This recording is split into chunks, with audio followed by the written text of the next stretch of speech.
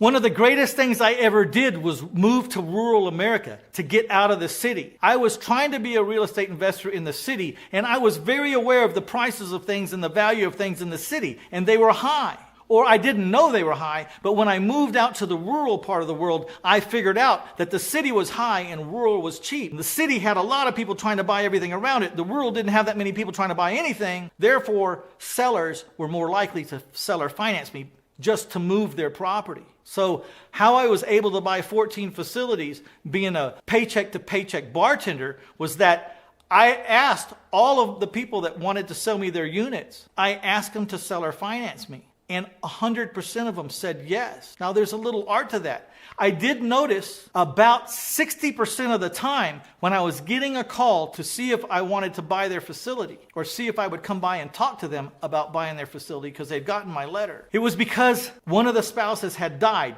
Usually the man had died. Now the woman, the wife, the widow, was stuck with this rental property that took so much of her husband's time. And she didn't want anything to do with it. Plus, they were both up in years now, and now he's passed, and all she wanted to do was get free, liquidate, and finish their final years out. That was about 60% of the time. I would ask them, what are you going to do with this money? And they would say, I have to do something to get an income because I'm old and I don't have any income. And that's when I would pitch to them, well, why don't you just sell or finance it to me, and you'll have an income without all the work.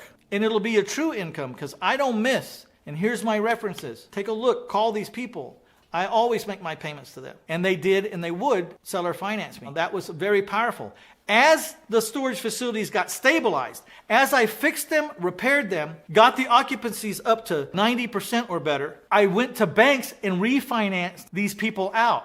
But I have to tell you, I'm a softie. And sometimes, even though I had the right to go to a bank and get a much lower rate with a much longer term and increase my cash flow, I recognized that these older people desperately needed this cash flow. And they were charging me 10, 11%, annual interest. And I could go to the bank and I could have got 5 or 6. But those people got me started in that business. I didn't want to pull that cash flow stream away from them. If I pulled the cash flow stream away from them, I would give them the cash. So it was a fair trade. But the problem was I wasn't sure that these old people would know what to do with the cash to make an income. And I don't know where the hell they were going to make 10%. And in worst case, their kids would get a hold of it or something would happen and the money would evaporate, or they'd make a bad investment. It would disappear. And I didn't know how these people were going to make it. So I left a lot of them in place. I left a lot of those 10% notes in place for a long time. But the point that I was getting at was once the properties get stabilized,